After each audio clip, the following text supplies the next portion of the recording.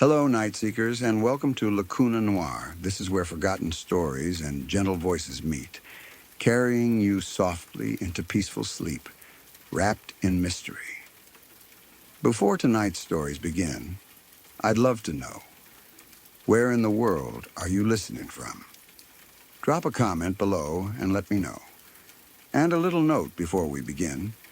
You may notice a few brief ads in the first 10 minutes, but after that, the rest of the video is completely ad-free.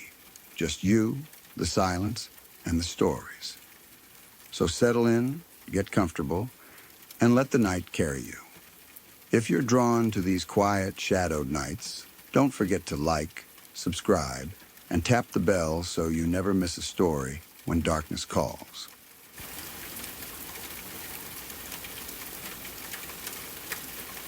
When I was growing up, we had a neighbor who lived directly across the street from us. Almost everyone in the neighborhood had an opinion about her, and most of those opinions were not kind. She was known for being rude and distant.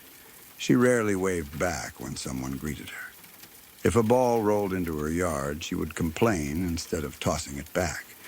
She kept to herself, but not in a quiet, peaceful way. There was always tension around her house. What really caused frustration for the neighborhood, though, was the cats. She fed stray cats constantly and allowed them to come in and out of her house whenever they wanted. At first, it seemed harmless. A few cats here and there did not bother anyone. But over time, it became clear that the situation was getting out of control. The cats were breeding. More and more appeared every month. Soon there were so many that it felt like the street belonged to them. It reached a point where driving down our road required caution at all times. You could not go more than a few feet without 2 or 3 cats darting across the pavement. They would hide under cars, in bushes, in drains.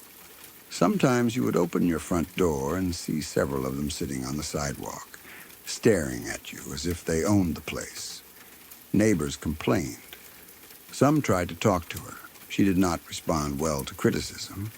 She insisted she was helping the animals. That she was doing a good thing. And maybe in her mind she was.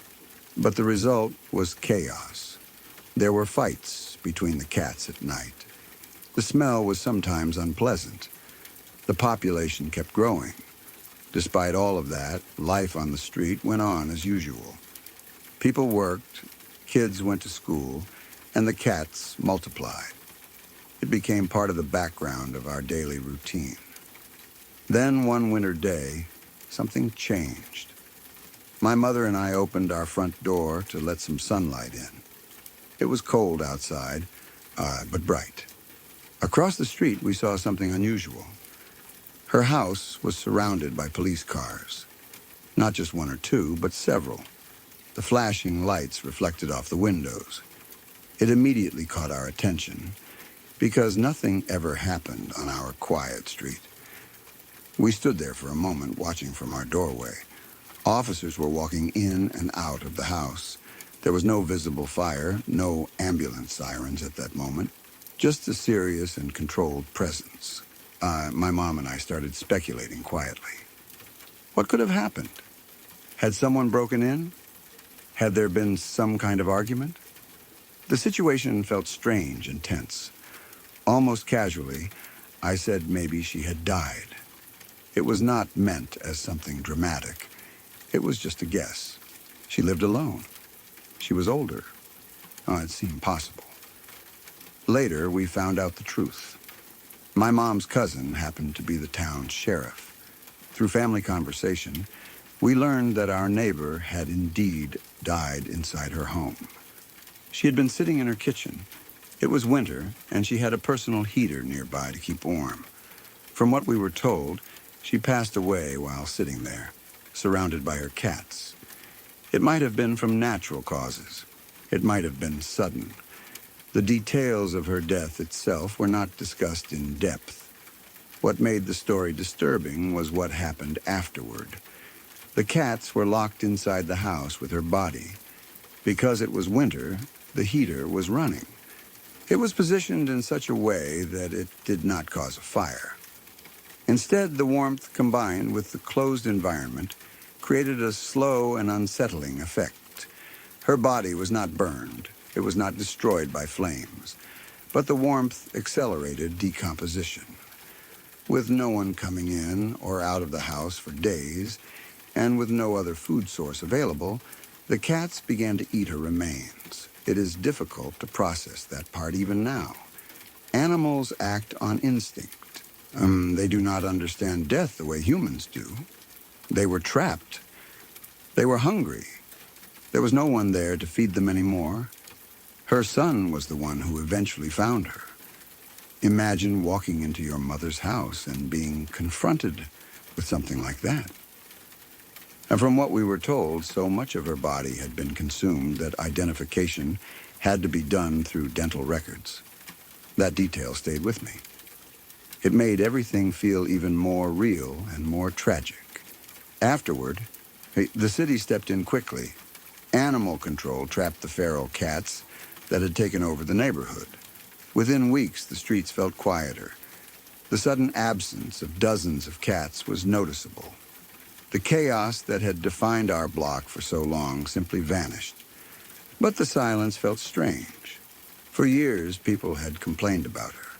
They had rolled their eyes when talking about her. They had blamed her for the mess, the noise, and the overpopulation of animals.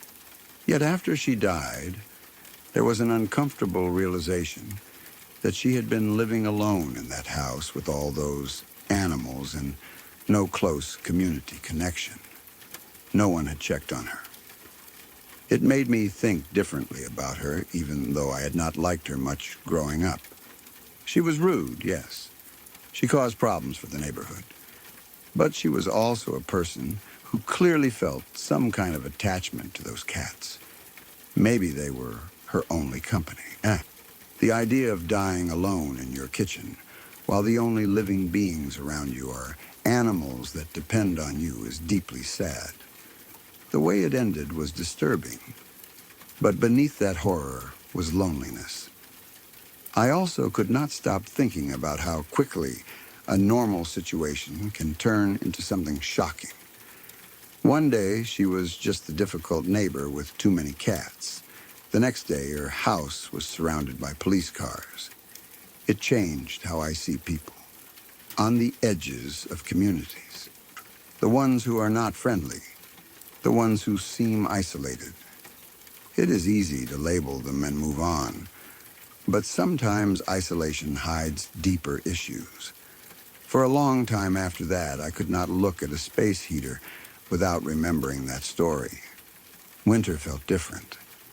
Even the quiet hum of a heater would remind me of how it had been involved in something so grim. The street eventually returned to normal. New families moved in over time. Kids played outside again without worrying about cats running under their bikes. Life went on. But I still remember standing at our front door that winter day, watching police cars surround a house that had once just been part of the background of our lives. I remember how casually I guessed she might have died, not knowing that I was right. And I remember how something that began with simple neighborhood frustration ended in a story that still unsettles me years later. It was not just about the cats. It was not just about the heater. It was about how quickly life can stop, how easily someone can slip away unnoticed, and how even the most disliked neighbor still leaves behind a complicated human story.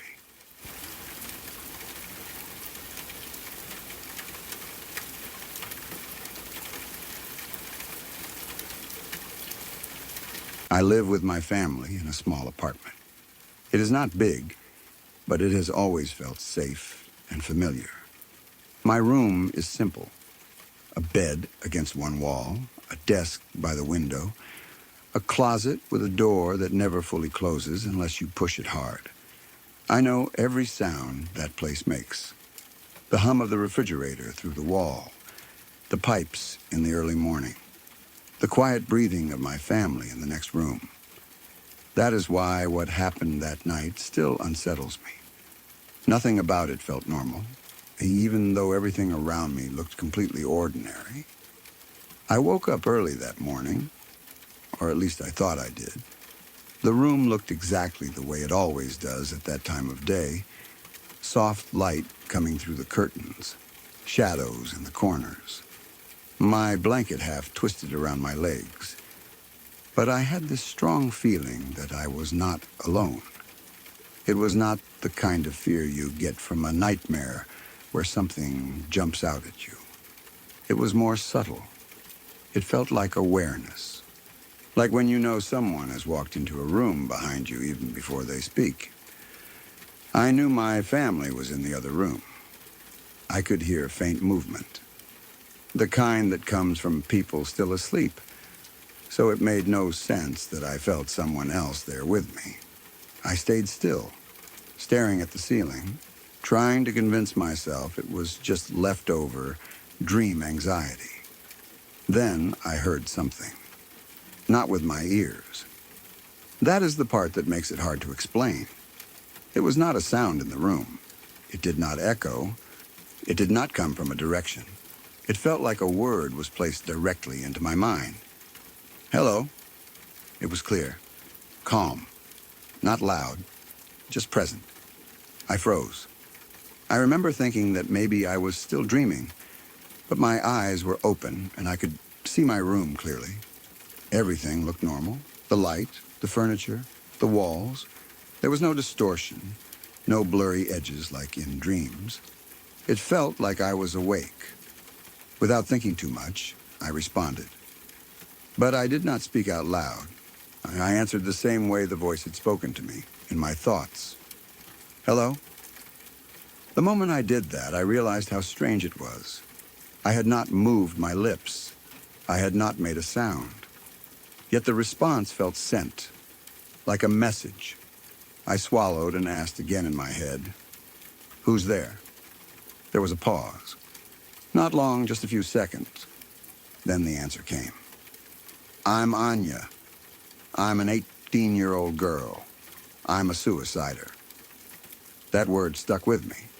It sounded odd, almost unnatural. Not "I died," or "I killed myself." Just, "I'm a suicider." The way it was phrased felt detached and clinical, like someone describing a fact instead of a tragedy. For a few seconds after she said that, something else happened. Right in front of my eyes, almost like it was projected into the air above me, I saw an image. It was black and white, grainy, like an old photograph. 3 people stood in what looked like a summer camp setting. Trees in the background. Simple clothing. The image flickered slightly like an old film reel. One of the figures looked like a slim girl with dark hair. Her features were not clear, but something about her presence stood out.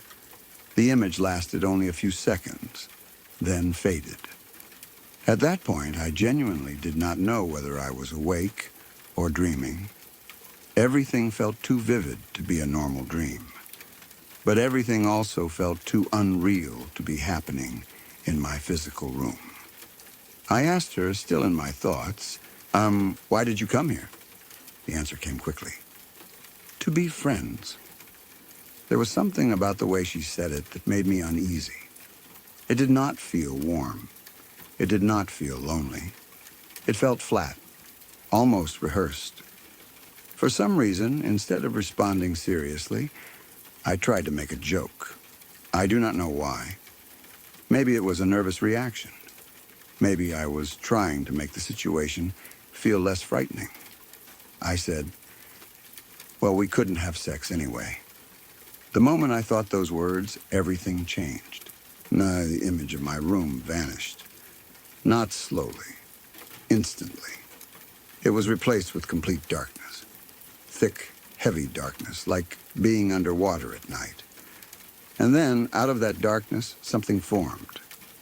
A massive skull, made of what looked like swirling smoke, rushed toward me. It was not solid, but it was clear enough to recognize. Its eye sockets were hollow and deep. The smoke that formed it twisted and moved like it was alive. I tried to scream, but I could not make a sound. My mouth felt frozen. My chest felt tight. It was like sleep paralysis, but I was convinced I had already woken up before all of this started. The skull came closer, filling my vision. I felt pure fear at that moment. Not confusion, not curiosity. Fear. And then something shifted in my mind. I was struggling with depression at the time. I had been feeling low for weeks, maybe months. I had a lot of negative thoughts. I felt drained and hopeless often. In that moment, a thought came to me very clearly. It felt like understanding. Whatever this was, it was feeding on negativity. I do not know why that idea felt so certain, but it did. And instead of panicking further, I focused. I said, firmly in my thoughts, "Anya, we can't be friends. You should go now. Go away." I said it with confidence, not anger, not mockery, just certainty. As soon as I did, everything stopped. The darkness vanished. The skull disappeared. The feeling of pressure lifted. I opened my eyes and sat up abruptly in my bed. This time, I was sure I was awake. My room looked exactly the same as it had at the beginning. The light through the curtains, the desk, the closet door slightly open. But I was drenched in cold sweat. My heart was pounding so hard I could hear it in my ears. I listened carefully. No voices, no thoughts that were not my own. Just the quiet apartment. To this day, I do not know what that experience was. It could have been a vivid nightmare. It could have been a form of sleep paralysis mixed with lucid dreaming. There are scientific explanations for how the brain can create incredibly realistic hallucinations between sleep and wakefulness. When you are depressed or stressed, those experiences can feel even more intense. But what unsettles me is how real it felt.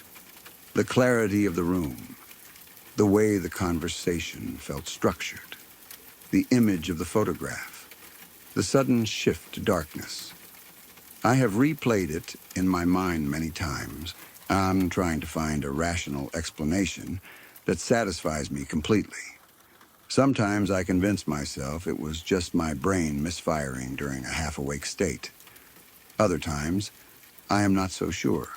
What I do know is that it happened during a period when I was emotionally vulnerable.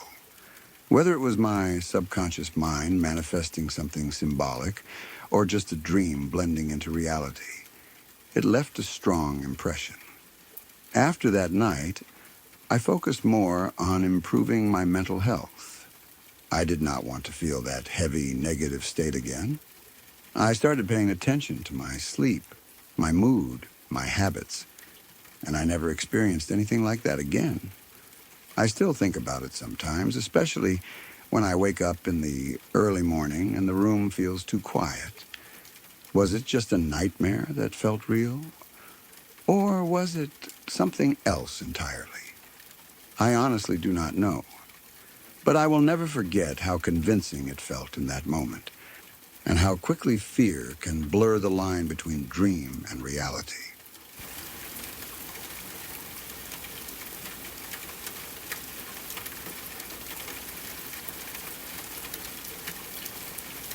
When I was about 18, I had just moved into my first apartment with a couple of friends. It was one of those small, slightly messy places that felt huge at the time because it was ours. We were figuring out adulthood together, working random jobs, staying up too late, and thinking we understood the world better than we actually did. That was when I met a guy named Spencer Heights. He was older than us, but not by much. I do not remember exactly how he got introduced into our circle. It might have been through mutual friends or someone's workplace. Back then, social circles overlapped easily. You met someone at a party, they showed up again a week later, and suddenly they were part of the group. At first, he did not seem especially different from anyone else. In Texas, firearms are common. Most of us grew up around them. It was not unusual to know people who hunted, owned guns, or talked casually about them. That alone never raised red flags for us. It was just part of the culture. But there were moments that felt off. One night, he came over to our apartment after some kind of fight. I remember opening the door and seeing that he had 2 black eyes and other injuries. His face looked rough, swollen in places. He brushed it off and told us he had been jumped. He did not offer many details, and none of us pushed too hard. At 18, you do not always ask the questions you probably should. Looking back, there were signs that he was not in a good place emotionally. There was anger just under the surface sometimes. He could go from calm to intense very quickly. But at that age, intensity can look like passion or toughness. We did not see it as danger. We saw it as personality. He talked about his childhood once or twice, but not in depth. I remember enough to know that it was not easy. There were rough circumstances, instability, and things that probably shaped him in ways we did not fully understand. I do not remember clearly, and honestly, I do not want to go deep into that. It is not my story to tell in detail, but it was clear that he carried weight from his past. Then everything changed. His recently ex-wife was hosting a football party with friends. From what I understand, it was meant to be a normal gathering. People watching the game, eating, hanging out. Nothing unusual. But when he found out about it, something inside him snapped. What happened next was devastating. He murdered 8 people in the Dallas area that day. 8 lives ended because he could not control his rage. It was described as a crime of passion, but that phrase feels too small for something that large.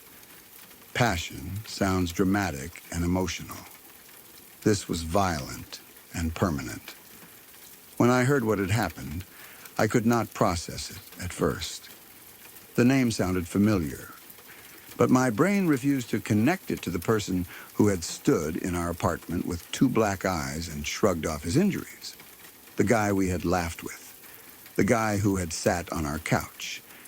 It is a strange feeling to realize that someone you once knew is capable of something like that. There is a distance between a murderer and a person you met. When it is someone from your own circle, even loosely, that distance collapses. It forces you to question your judgment. How did we not see it? And were there signs we ignored? Or was it something that built quietly until it exploded? After the news broke, everything felt different. The details were overwhelming.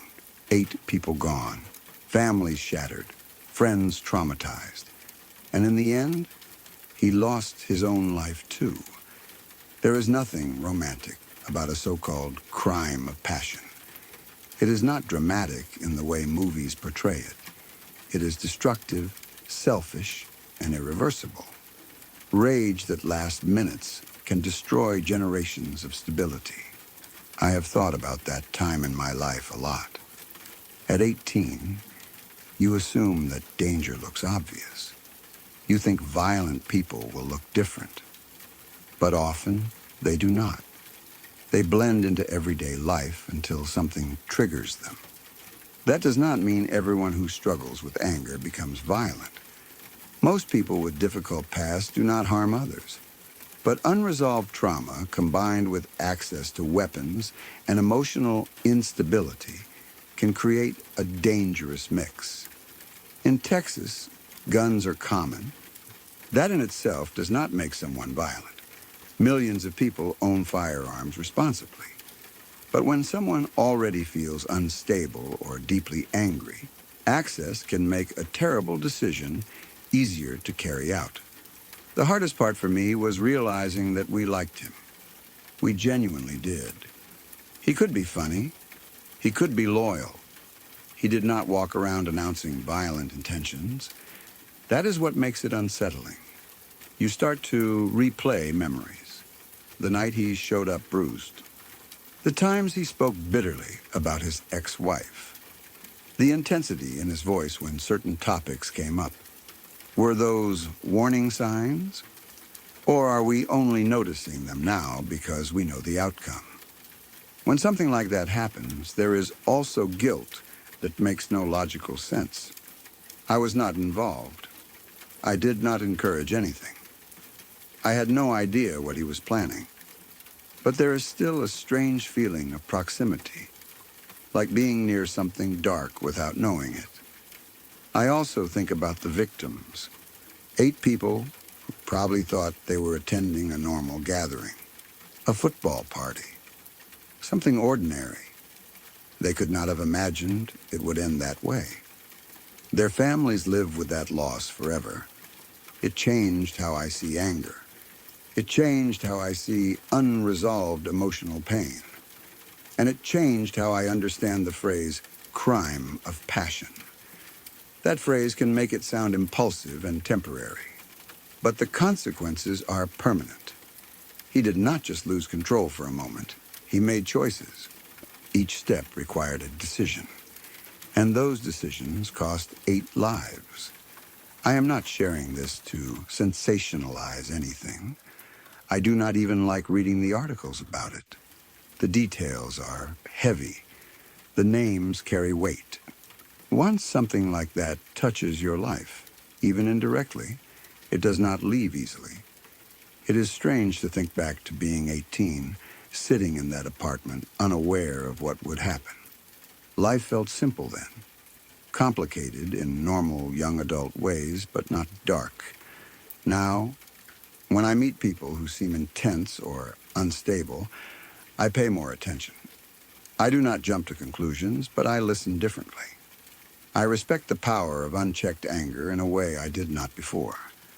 It also made me reflect on how important it is to address mental health seriously.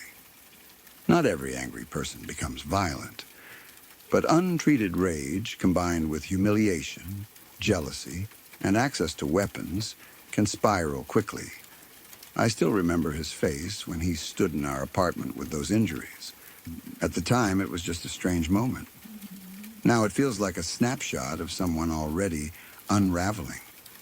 What he did cannot be undone. The 8 people he killed cannot be brought back. And the ripple effect of that day will continue for years through the families and friends left behind. Sometimes when I think about it, the biggest realization is how ordinary everything felt before it happened. That is what unsettles me the most. The fact that life can look normal right up until it is not. And that someone you once shared a living room with can become a headline for something unimaginable.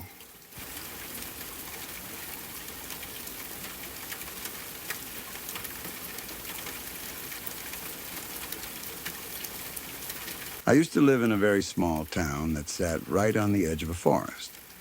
When I say small, I mean the kind of place where everyone knows everyone else, where you can drive across town in just a few minutes, and where news spreads faster than the local radio. It was quiet, remote, and sometimes peaceful in a way that felt comforting. Other times, it felt isolating. The forest surrounded much of the town. Tall trees, thick undergrowth, and long stretches where you could walk for miles without seeing another person. As kids and teenagers, we used to wander around the edges of it without thinking much about danger. It was just part of our environment. One night, something happened that changed the mood of the whole town. A house on the outskirts caught fire. It was far enough from the center that by the time people noticed, the flames were already strong. I remember seeing the glow in the distance and hearing sirens cutting through the quiet night. In a town that small, any emergency felt personal, even if you did not know the people involved. The fire department eventually put out the flames, but the house was destroyed. The next day, everyone was talking about it. There were rumors at first. Some people said it was an accident. Others said it might have been faulty wiring. Then we found out that someone had died inside. It was Claudia. That is not her real name, but she was a close friend of mine. We had grown up in that same small town. We had shared classes, jokes, plans for the future. She was the kind of person who laughed easily and talked about wanting to leave someday, to see more of the world than our little town could offer. Hearing that she had died in that fire did not feel real. It felt like something that happened in another town, another state. Not here. Not to someone I knew.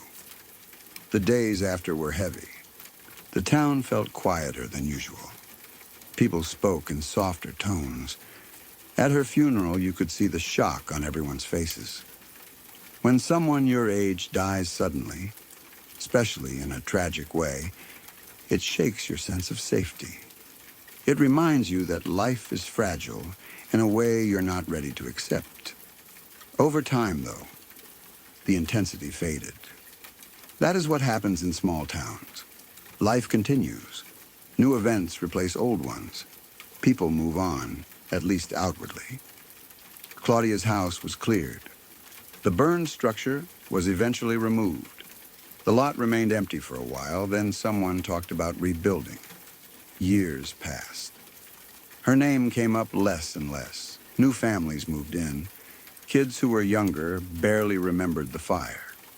The town slowly absorbed the tragedy into its history. One afternoon, years later, I was walking in the forest alone. I used to do that sometimes when I needed to clear my head. The forest was quiet in a way that felt calming. As sunlight filtered through the leaves, creating patterns on the ground. There were birds in the distance, the sound of wind through branches. I was not thinking about Claudia that day. As I walked deeper along a narrow path, I noticed something ahead of me between the trees. At first, I thought it was just light hitting something pale, but then it moved. It was a figure. From a distance, it looked white or pale against the darker greens and browns of the forest. It was standing still. I facing in my direction. I stopped walking.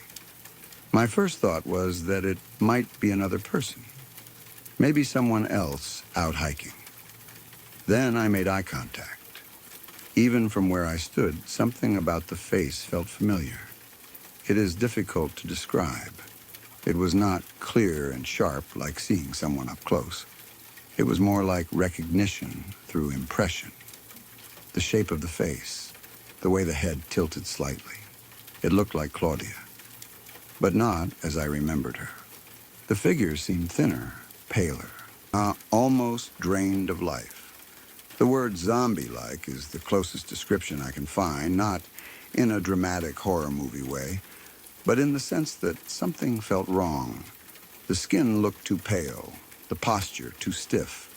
For a few seconds, neither of us moved. Then it started coming toward me. Slow at first, then faster. I felt my body freeze before my mind caught up. My heart began pounding hard in my chest. I told myself it could not be her. She was gone. I had seen her buried. This was not possible. But the figure kept approaching. When it got close enough, it reached out. I remember feeling something at my neck. Not sharp pain, but pressure. Like hands gripping me. That snapped me out of whatever frozen state I was in. I pushed back and ran. I do not remember choosing a direction. I just ran. Branches hit my arms. Leaves crunched under my shoes. My breathing became loud and uneven. I did not look back immediately because I was afraid of what I might see. After a few seconds, I glanced over my shoulder. It was there, following me. Not running exactly, but moving quickly. The white shape weaving between trees. I felt a surge of panic that made my legs move faster than I thought possible. The forest felt endless in that moment. Paths that had once felt familiar now felt confusing. I focused on one thing, getting out. Eventually, I saw the edge of the forest ahead, the line where trees ended and open land began. I pushed toward it with everything I had. The moment I crossed out into the open area, I stopped and turned around. There was nothing there. No white figure. No movement between trees. Just the quiet forest, looking exactly as it always had. I stood there, gasping for air, my neck sore, where I thought I had felt hands. I looked around carefully. There was no one nearby. No sign that anyone had been following me. I waited for several minutes, scanning the tree line. Nothing moved except leaves in the wind. I walked home slowly, my mind racing. Part of me tried to rationalize it immediately. Maybe it was someone playing a prank. Maybe my mind had filled in details because of the setting. Maybe grief, even years later, can surface unexpectedly. But I had not been thinking about Claudia before that moment. That is what made it feel so strange. After that day, nothing like it ever happened again. I did not return to that part of the forest. Not because I believed something supernatural was there, but because the memory of that experience was enough to keep me away. Soon after, I moved away from that town entirely. Life pulled me in other directions. New cities, new people. The small forest town became just a chapter in my life. Even now, when I think back, I do not know what to make of it. Was it my mind creating something from buried memory and unresolved grief? Was it fear triggered by being alone in a quiet place? Our brains are powerful, especially in environments that already feel isolated. Or was it something I simply cannot explain? I do not claim to know. What I do know is that it felt real in that moment. The eye contact, the movement, the pressure at my neck, the sound of my own breathing as I ran, and the emptiness behind me when I reached the edge. It only happened once. And sometimes I wonder if that makes it easier or harder to understand.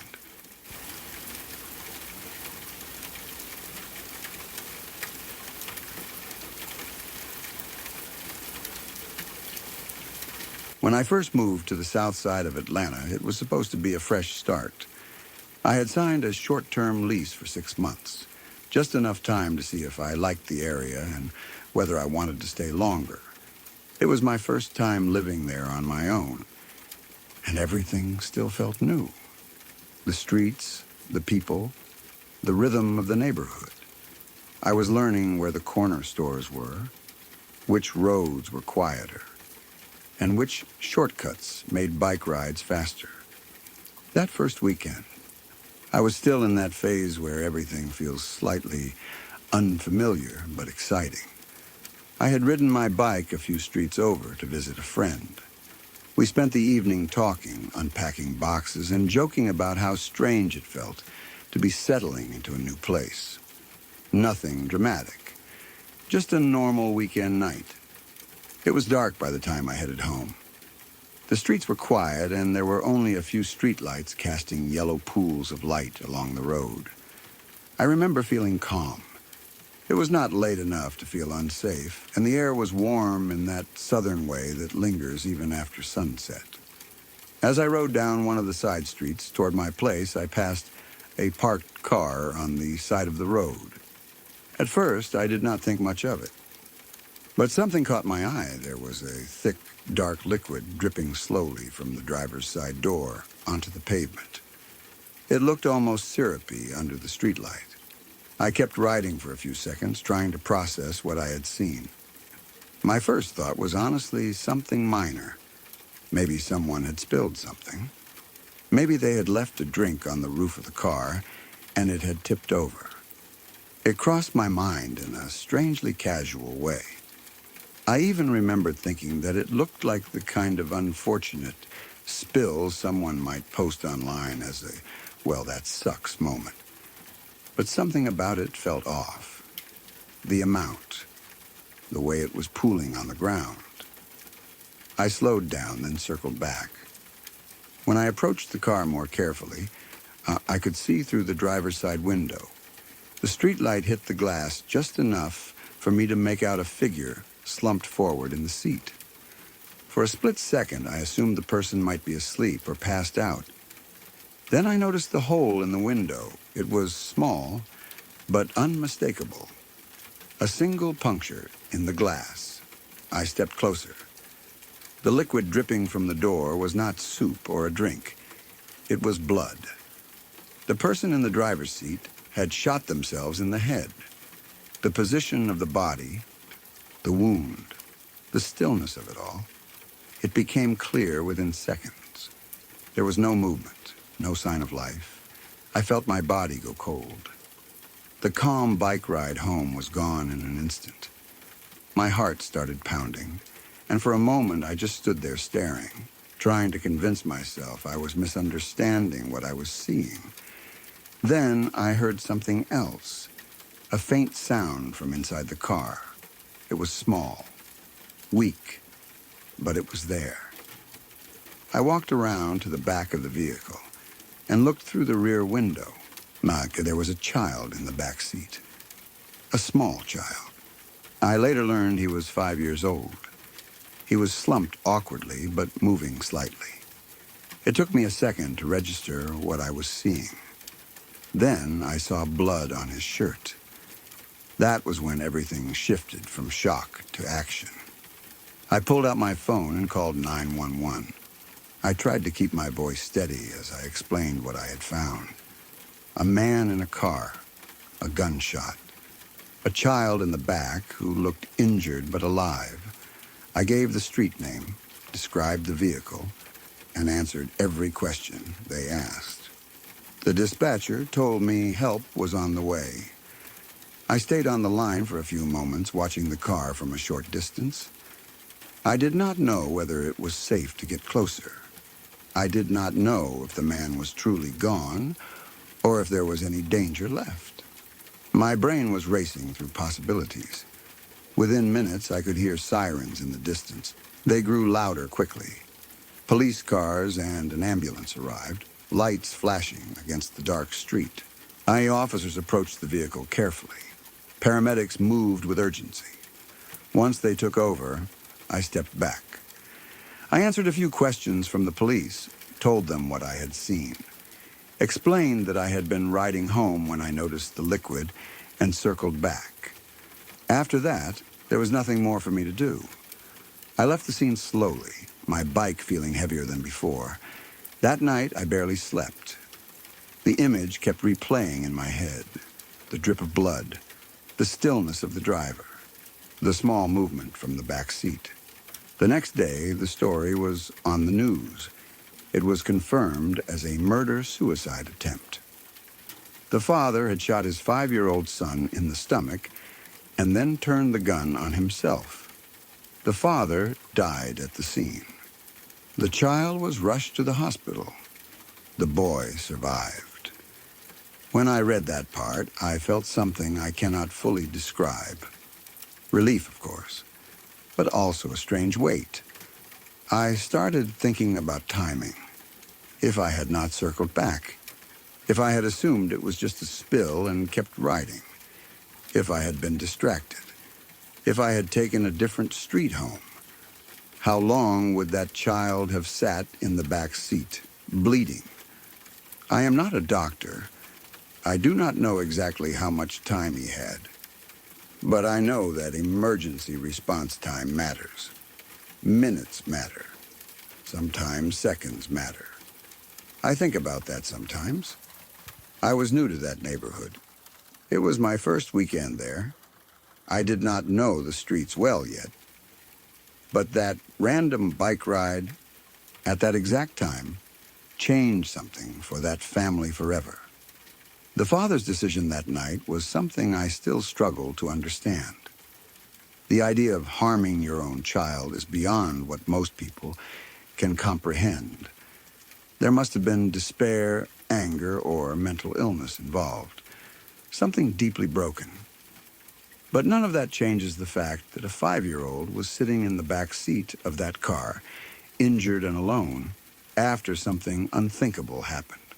For weeks afterward, I found it hard to ride my bike at night. Every parked car caught my attention. Every dark street felt heavier. I became hyper-aware of my surroundings in a way I had not been before. I also felt a strange sense of responsibility. Not in a self-congratulatory way, but in a fragile way. Like I had stumbled into a moment where my choice to turn around mattered. There is something unsettling about realizing how often we pass by things without looking closely. How many times have we seen something odd and dismissed it? Most of the time, that instinct is correct. Most of the time, it is nothing. But sometimes it is not. That experience changed how I respond to small doubts. If something feels wrong, I check. If something seems out of place, I pause. It is not about paranoia. It is about awareness. I also think about that boy sometimes. He would be older now. He survived something that no child should ever experience. I hope he had support. And I hope he had people who helped him heal physically and emotionally. And I still think about the what-ifs. What if I had not circled back? What if someone else had found them later? What if the ambulance had been delayed? I do not like thinking about it for too long, but the thought lingers. That first weekend in Atlanta was supposed to be about settling into a new chapter of my life. Instead, it became a moment I will carry with me forever. It taught me that ordinary nights can shift into extraordinary events without warning. It taught me that paying attention can matter more than we realize. And sometimes I allow myself to believe that the simple decision to turn my bike around made the difference between life and death for a 5-year-old child. I do not know that for certain, but I think about it.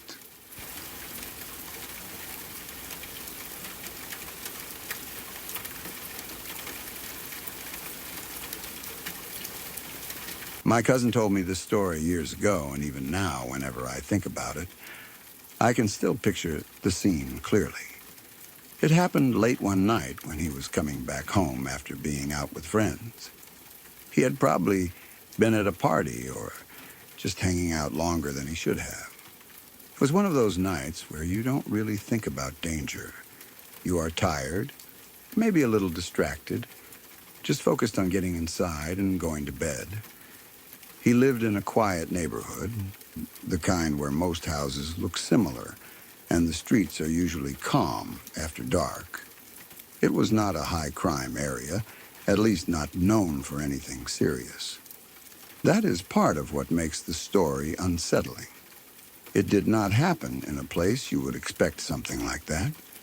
It was well past midnight when he parked his car and started walking up the short path toward his front door. The air was cool, and everything felt still. No cars driving by, no people outside, just the faint sound of insects and maybe the hum of a distant streetlight. As he got closer to the house, he suddenly heard something. It was a rustling sound coming from the bushes near the side of the yard. Not loud, but clear enough to break the silence.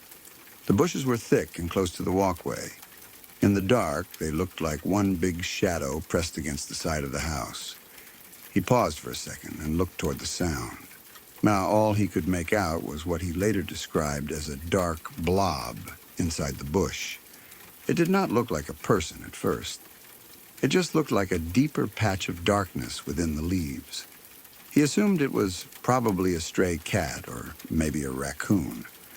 In quiet neighborhoods, that is usually the logical explanation. So he did what most people would do. He shrugged it off. He turned back toward the door and kept walking. He reached for his keys in his pocket, already thinking about getting inside and going to bed. That is when he heard something else. Breathing. Not his own. Not the wind. It was steady. Human breathing. Close. Too close. He froze. The sound was coming from the same bush, slow, controlled breathing. The kind you hear when someone is trying to stay quiet but cannot completely hide their presence. He slowly turned his head back toward the bushes. This time he focused harder. His eyes adjusted to the darkness a little more. Oh, and then he saw it clearly. There was a figure crouched inside the bush. The blob was not an animal. It was a person, a masked person. The mask covered the face completely, making it impossible to see who it was, but the eyes were visible through the openings. And those eyes were looking directly at him. He told me that moment felt unreal, like time slowed down. His brain was trying to process what he was seeing while his body was preparing to react. There was no conversation, no warning, just eye contact between him and someone hiding outside his own home. The figure did not say anything. It did not move toward him immediately. But the message was clear. This was not random. This person was waiting. The realization hit him all at once. Whoever was in that bush was not hiding from him. They were hiding for him. He did not try to unlock the door. He did not try to confront the person. He did not shout. He turned and ran. He sprinted back down the walkway toward the street, eyeing toward his car, anywhere that was not near that house. He did not look back at first. His only goal was distance between him and the masked figure. Later, he said he could hear movement behind him as he ran, but he did not know if the person actually followed or if it was just the sound of bushes moving. Fear makes every sound feel amplified. He got into his car as fast as he could and drove away without thinking twice. He did not circle the block. He did not slow down. He just left. He ended up going straight to a friend's house. He was shaken up, still trying to make sense of what had just happened. He told his friend what he saw.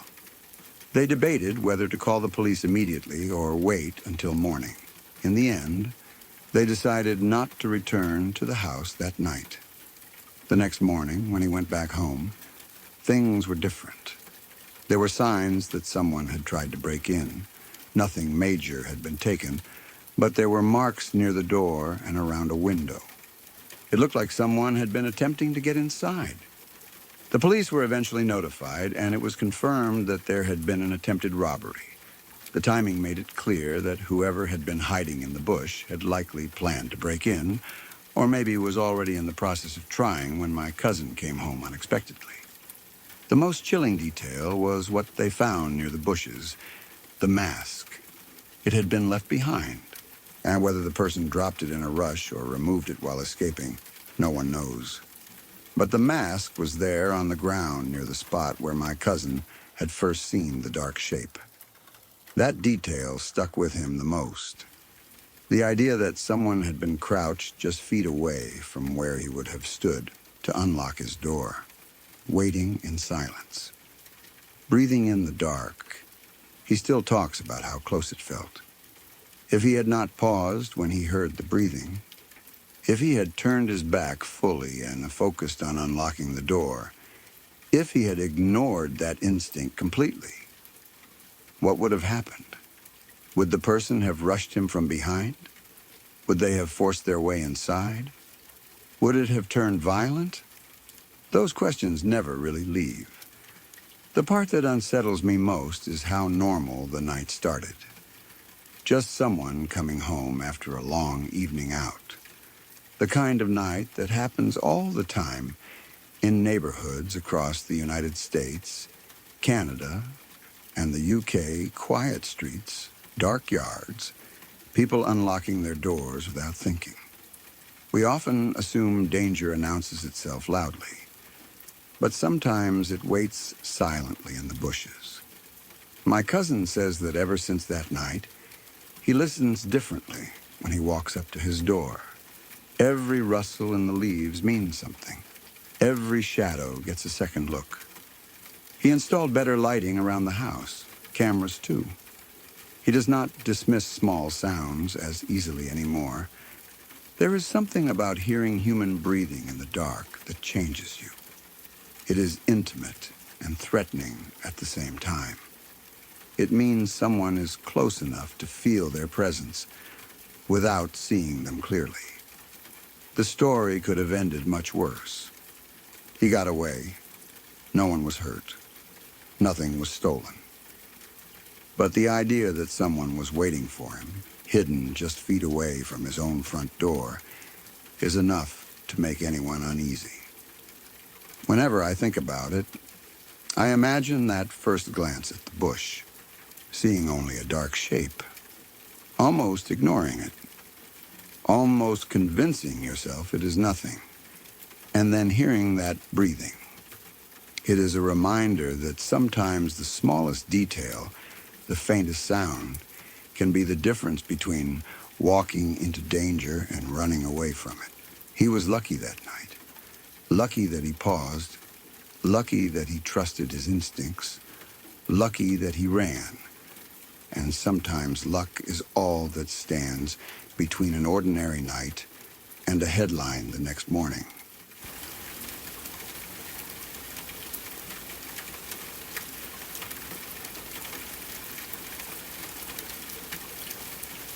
Sorry to pause for just a moment.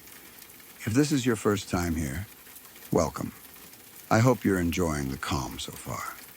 If you'd like more nights like this, true stories, gentle rain, no interruptions, please subscribe to Lacuna Noir. It really helps me keep creating these peaceful experiences for you. And tap the bell so you're here every time a new story arrives in the dark. Now, back to the story. I grew up out in the country, the kind of place where houses were spread far apart and the roads went quiet after dark. We did not have streetlights lining the road, and once the sun went down, the only light came from porch bulbs and the moon. It was peaceful most of the time. You could hear crickets, wind through trees, and sometimes coyotes in the distance. But there was always one thing that made our area feel just a little different from other rural neighborhoods. Not too far from our house was a state hospital. It was one of those older facilities, the kind that had been there for decades. As kids, we did not know all the details of what happened inside, but we knew enough to understand that it housed people with serious mental health issues. Every now and then, we would see police cars slowly driving down our road at night with their spotlights scanning the tree lines. When that happened, we knew what it meant. Someone had escaped. It did not happen all the time, but it happened enough that it became part of our reality. The police would go door to door sometimes, asking if anyone had seen someone walking along the road or hiding in the fields. My parents would tell us to stay inside when that happened. They would lock the doors and double-check the windows. As kids, it felt eerie, but also distant. It was something that happened around us, not to us. That changed one night. My dad, my brother, and I had gone to a football game in a nearby town. It was a normal Friday night. The air was cool, and the stands were full of people cheering. My mom was working late that evening, which left my teenage sister home alone. She was old enough to stay by herself, and it was not unusual. We had done it many times before. At home, she was in the living room talking on the phone with one of her friends. This was before cell phones were common for everyone, so we still used a landline with extensions in different rooms. When someone picked up another phone in the house, you could hear a faint buzzing or click on the line. It was a subtle sound, but if you were used to it, you noticed immediately. While she was talking, she heard that buzzing. At first, she probably assumed it was one of us. Maybe my mom had come home early. Maybe my dad had returned for something he forgot. But then she remembered that she was alone. No one else was supposed to be in the house. She paused mid-conversation and listened carefully. The buzzing meant that someone had picked up the extension phone in my parents' bedroom. The house was otherwise quiet. No television. No footsteps that she could hear. She told her friend to hold on for a minute. She set the phone down and walked out of the living room to check. Her friend stayed on the line. From his perspective, everything sounded normal at first. He could hear faint movement, the shift of the phone being set down, maybe a little background noise. Then he heard something else. The screen door at the front of the house slammed shut. It was a very distinct sound. Our screen door had a strong spring on it, so when it closed, it snapped loudly against the frame. Anyone who had been to our house recognized that sound immediately. He assumed that meant she had stepped outside. He waited. A few minutes passed. Then he heard something that made him uneasy. Another set of footsteps, heavier than hers, moved across what sounded like the same area. And then the screen door slammed again. But she had not come back to the phone. He stayed on the line longer, calling her name, but there was no response. Eventually, he hung up and tried calling back, but there was no answer. Meanwhile, my sister had stepped outside because she did not want to be inside the house anymore. Whether she actually saw something or just felt something was wrong, she trusted her instinct. She left the house and ran toward our neighbor's place. Our nearest neighbor was not right next door. In the country, next door can mean a short walk down a gravel driveway or across a yard. It was dark, and she was alone. When she reached their door, she started knocking. At first, they did not answer. They had been dealing with someone playing ding-dong-ditch recently, kids knocking on the door and running away as a prank. Because of that, they ignored the first knock, thinking it was just another joke. But my sister kept knocking, harder, more urgently. Eventually, they opened the door and saw her standing there, clearly shaken. She told them what had happened. The buzzing on the phone, the extension being picked up, the unexplained footsteps, the second slam of the screen door. They led her inside immediately. When my dad, brother, and I got home from the football game later that night, we found out what had happened. The house was empty. My sister was still at the neighbor's place. My dad checked every room carefully before we all went inside. He looked in closets, under beds, behind doors. Nothing seemed disturbed. But the phone in my parents' bedroom was slightly off the hook. That detail made everything feel more real. Someone had picked it up. We never found out for sure who it was. There were no signs of forced entry. Nothing was stolen. But in the context of living near a state hospital, where people occasionally escaped, the possibility hung in the air. It could have been someone who wandered onto the property. It could have been someone who entered quietly and left just as quickly. Or it could have been something less dramatic, though none of the simpler explanations felt convincing at the time. What made it worse was the timing. Not long before that night, police had driven down our road again with their spotlights. There had been another escape. As kids, we had grown up seeing those flashing lights and hearing adults talk in hushed voices about someone being on the loose. But it always felt removed, like something happening a mile away. That night, it felt close. The fact that her friend heard two separate sets of footsteps over the phone stayed with us for a long time. It was not just her imagination. Someone else had heard it too. After that, my parents were stricter about leaving us home alone at night. They installed better locks. They made sure the doors and windows were secured before leaving. The sense of easy rural safety shifted slightly. Living in the country has a different kind of darkness. There are no city sounds to drown things out. Every noise carries. Every creak feels louder. And when you are alone in a house surrounded by open land, you feel exposed in a way that is hard to explain to someone who grew up in a crowded suburb. Even now, years later, I think about how brave my sister was to leave the house immediately instead of freezing. She trusted that something was wrong and acted quickly. That instinct might have made all the difference. We never had another incident like that again.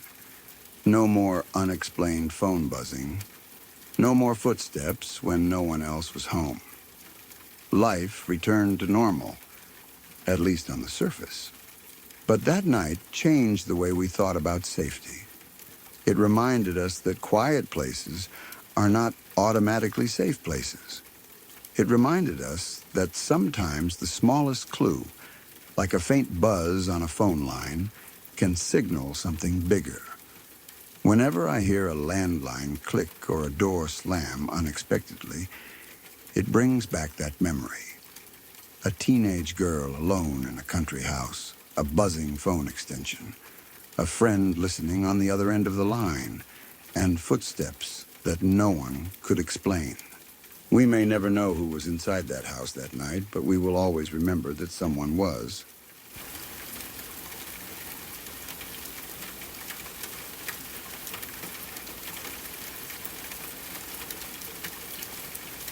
There are moments in human history that feel almost impossible to comprehend, not because we do not know what happened, but because the scale of what happened challenges the limits of imagination.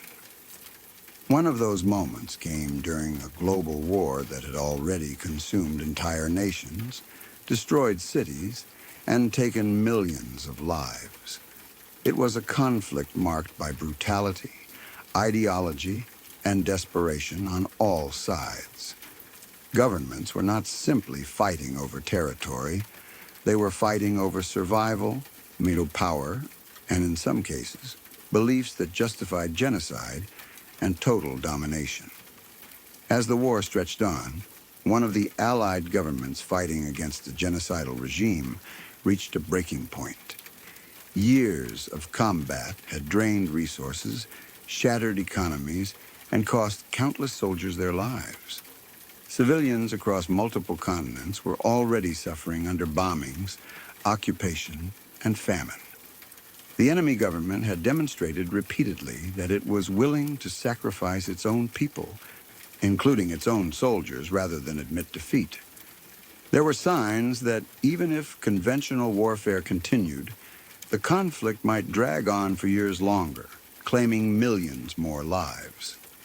In this climate of exhaustion and fear, leaders within the Allied government began pursuing something unprecedented. Scientists, engineers, and military officials were brought together under strict secrecy to develop a weapon unlike anything humanity had ever seen. It was not just a bigger bomb. It was not simply a more powerful explosive. It was something entirely new, something that would change the way war was understood forever. For years, research had quietly advanced in the fields of physics and atomic theory. The idea that the energy locked inside atoms could be released in a controlled or uncontrolled way had fascinated scientists long before the war began. But now, with the stakes higher than ever, theoretical science was turned into military urgency. The project that followed involved thousands of people working in isolated facilities. Entire towns were built in secret. Scientists raced against time, aware that if they succeeded, they would be creating something the world had never witnessed. If they failed, the war would continue as it had.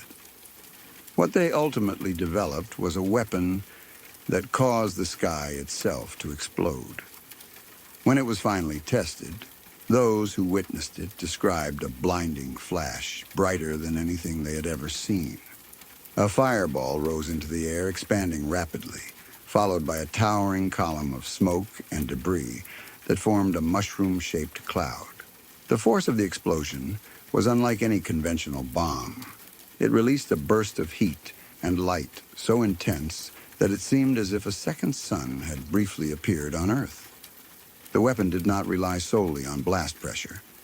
It unleashed radiation, harmful rays similar to those of the sun, but concentrated at a distance that was only a tiny fraction of the actual distance between Earth and the sun. The heat could ignite buildings instantly. The shock wave could flatten structures miles away. and the radiation would continue harming survivors long after the initial explosion. After years of war, the Allied government faced a decision. Invading the enemy's mainland was expected to result in enormous casualties on both sides. Military estimates predicted hundreds of thousands, and possibly millions of deaths if the conflict continued through conventional invasion. The enemy had shown a willingness to fight the last soldier, and even to mobilize civilians in defense. Leaders believed that only something so devastating, so overwhelming, would force a surrender. The weapon was used once. The first attack targeted a city. Not a remote military base, not a fleet at sea, but a populated urban area. The explosion obliterated much of the city in seconds. Tens of thousands died instantly. Others were injured, burned, or exposed to radiation. Buildings disappeared into ash. Streets became unrecognizable. Survivors described a flash of light, then darkness filled with dust. Many had no idea what had happened. Some thought the sun had fallen. Others believed the sky itself had cracked open. Despite the destruction, the enemy government did not immediately surrender. Days later, the Allied government used the weapon again. A second city was struck. Once more, the sky exploded. Once more, heat, blast, and radiation tore through homes, schools, hospitals, and neighborhoods. Civilians bore the brunt of the devastation. The goal was not merely to destroy military targets. It was to create such fear, such overwhelming evidence of power, that the enemy leadership would have no choice but to capitulate. The decision to use the weapon twice remains one of the most debated actions in modern history. The supporters argue that it ended the war quickly and prevented an even greater loss of life that would have come from prolonged invasion and continued fighting. Critics argue that targeting civilian populations crossed a moral boundary and introduced a level of destruction that humanity should never have unleashed. In the aftermath of the second explosion, the enemy government finally announced its surrender. The war ended shortly afterward. But something else began. The world had entered the atomic age. The weapon that caused the sky to explode had not only ended a war, it had reshaped global politics, military strategy, and human consciousness. Nations around the world realized that a single device could wipe out an entire city in seconds. The balance of power shifted. Fear became a central part of diplomacy. In the years that followed, other governments raced to develop similar weapons. The logic was simple and terrifying at the same time. If one country possessed such power, others needed it too, not necessarily to use it, but to deter it. This led to an arms race that defined much of the second half of the 20th century. The people who lived in the cities that were destroyed carried the consequences long after the war ended. Survivors dealt with burns, illness, radiation-related diseases, and trauma. Entire communities were erased. Generations grew up with the memory of the day the sky burned. Historians continue to debate whether there were alternatives. Could a demonstration of the weapon's power without targeting a city have been enough? Would the enemy government have surrendered without the second attack? Were there diplomatic options left unexplored? These questions do not have simple answers. What is clear is that the Allied government's decision was driven by a mix of strategy, fear, anger, and the desire to end a brutal conflict at any cost. There was also a sense of vengeance in the background. The war had begun with devastating attacks on the Allied homeland. Emotions were high. Leaders were under enormous pressure to protect their citizens and prevent further suffering. When people describe the weapon as causing the sky to explode, it is not poetic exaggeration.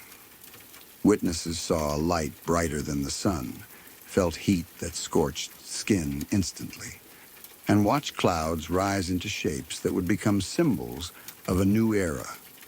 The moral weight of those two explosions has never disappeared. They serve as reminders of both human ingenuity and human capacity for destruction. They show how scientific progress can be turned toward catastrophic ends when nations feel cornered. At the same time, some argue that the horror of those events may have prevented even larger wars. The existence of such weapons has, in some ways, acted as a deterrent. The knowledge that total destruction is possible has forced governments to think carefully about escalation. The story of those two attacks is not just about military tactics. It is about the moment humanity crossed the threshold, a moment when a weapon did not simply destroy a building or a battlefield, but demonstrated that entire cities could vanish in an instant. For people in the United States, Canada, the United Kingdom, and elsewhere, this history still shapes modern discussions about nuclear weapons, global security, and ethical responsibility. The questions raised by those decisions continue to influence policy and debate. It was a time when leaders believed that ending the war as quickly as possible justified an unprecedented act.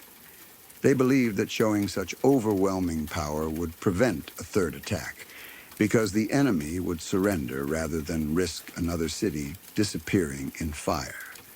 And in the immediate sense, it worked. The war ended. But the memory of the sky exploding remains, not only as a historical event, but as a warning, a reminder of what human beings are capable of creating, and of the weight that comes with wielding such power.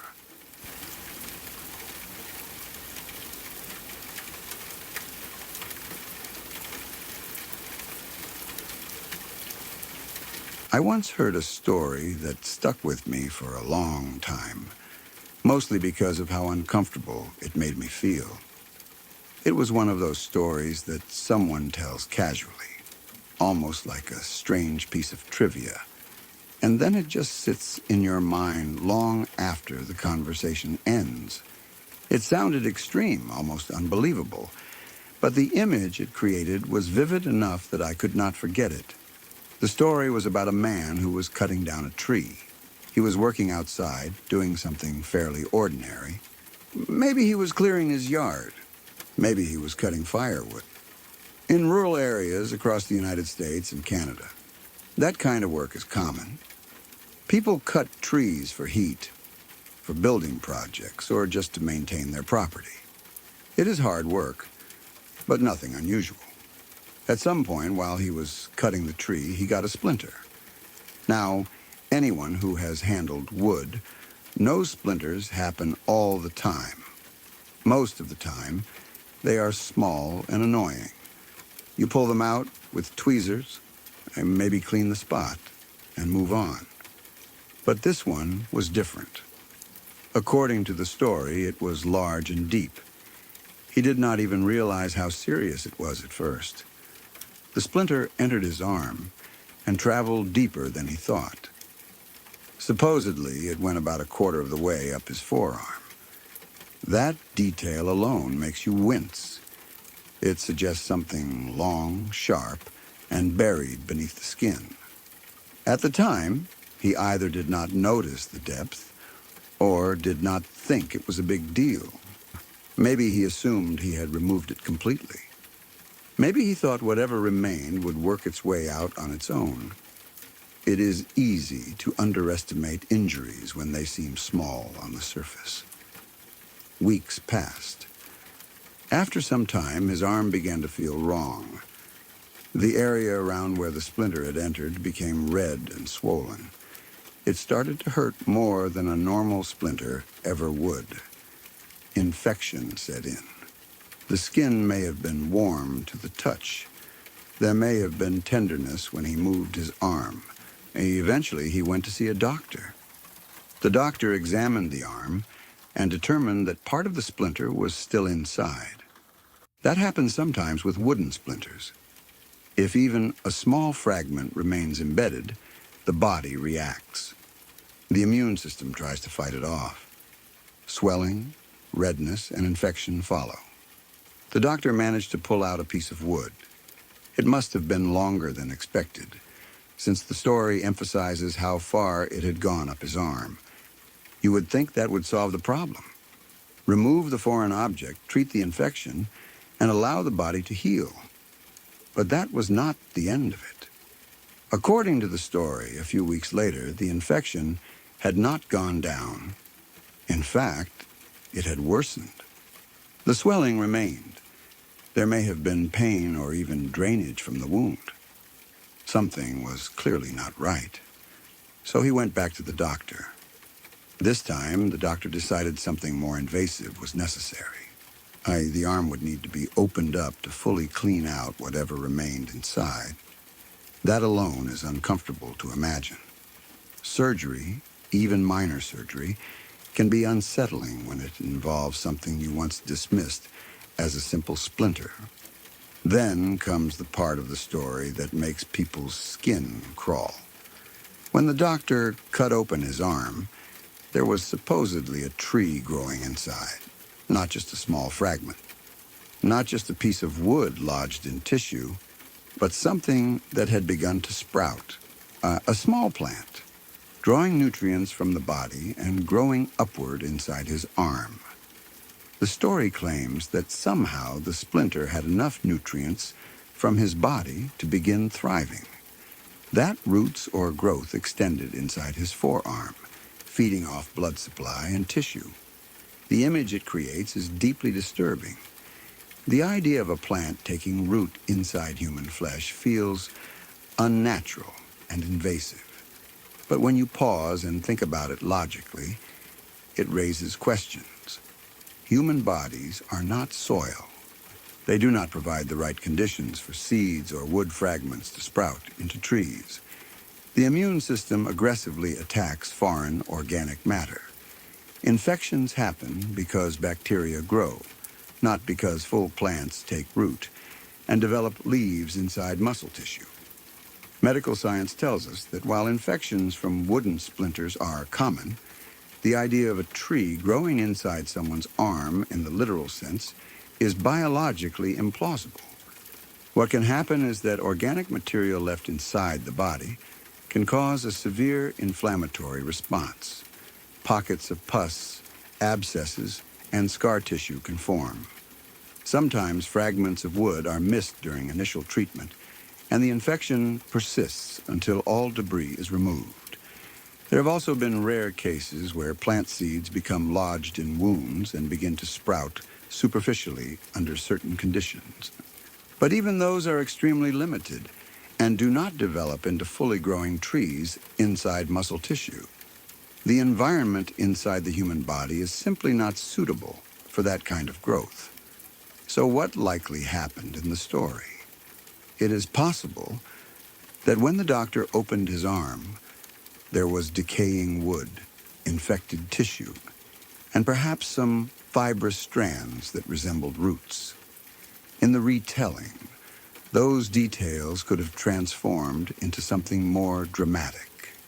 A mass of inflamed tissue mixed with wood fibers might look strange and organic. Over time, the story may have evolved into a tree growing inside his arm. Stories like this often grow with each retelling. Someone exaggerates slightly. Someone else adds a detail to make it more shocking. Eventually, the original event, which might have been a severe, untreated splinter infection, turns into something that sounds almost supernatural. There is a reason these stories spread. They tap into a very basic human discomfort. The idea of something foreign growing inside you is deeply unsettling. It touches on fears of infection, invasion, and loss of control over your own body. We are used to thinking of our bodies as self-contained systems.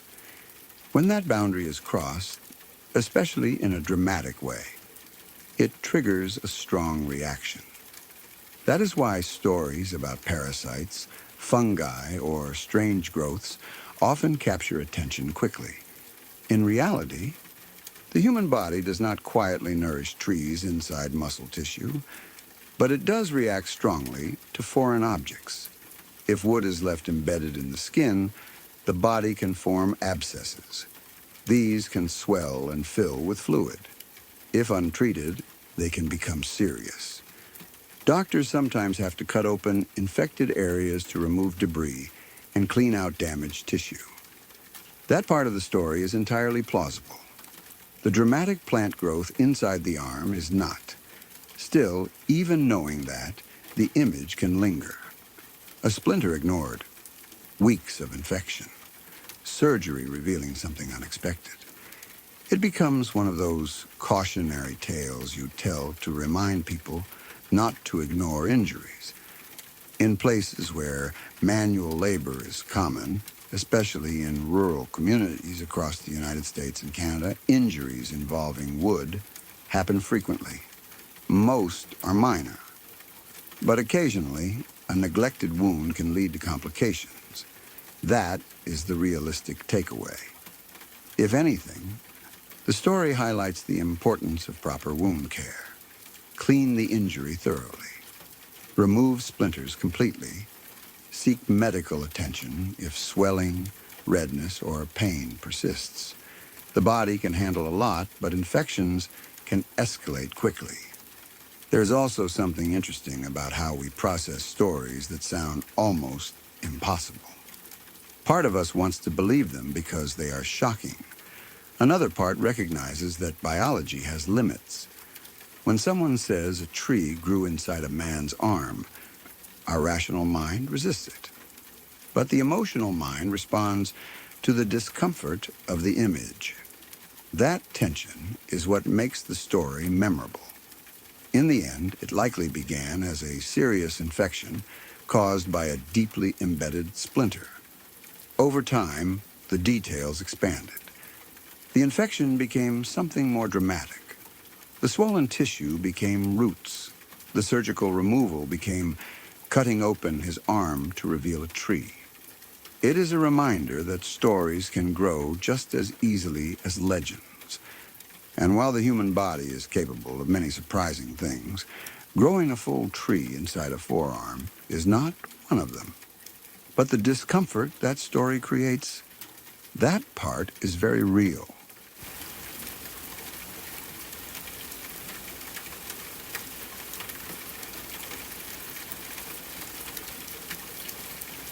Once there was a country that was not perfect, but it was improving.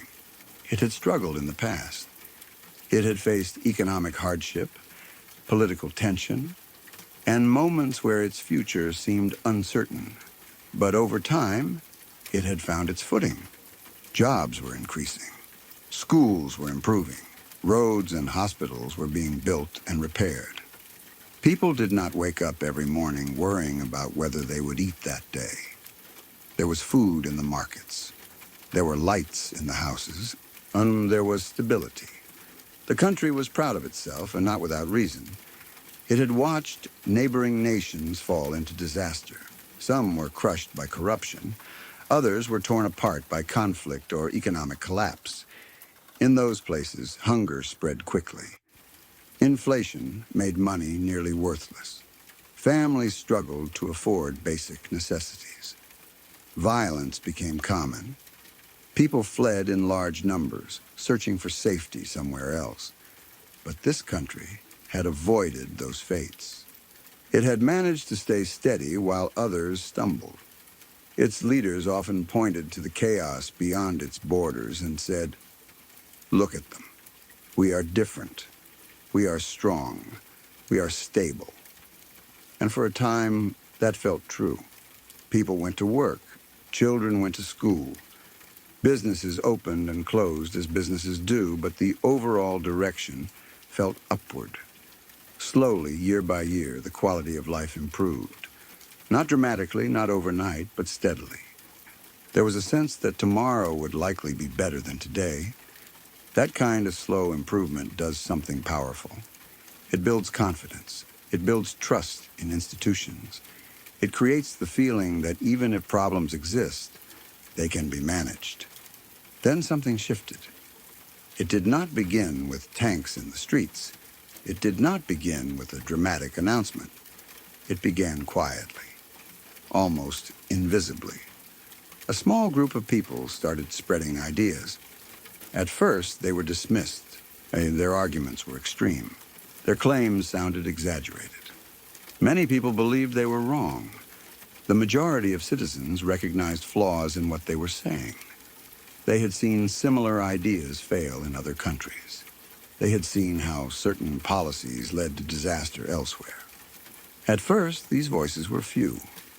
Most people believed that truth would naturally win. They assumed that since the claims were obviously flawed, the wider population would reject them. After all, the country was doing well. Why would anyone risk destabilizing something that was improving? But something strange happened. The small group became louder. Not necessarily larger at first, but louder. They learned how to use fear. They learned how to frame their arguments not as radical change, but as necessary protection. They pointed to small problems and magnified them. They took individual incidents and turned them into symbols of larger decline. They spoke in simple terms, clear villains, clear solutions, no complicated explanations. In a world where life was becoming more complex, their simplicity was attractive to some. Meanwhile, ordinary people began to feel uncertain. Even in a country that is improving, not everyone benefits equally. Some felt left behind. Some felt that change was moving too fast. Some felt invisible. The small group knew how to speak to those frustrations. The majority still did not agree with them. But something else happened that proved more dangerous than agreement.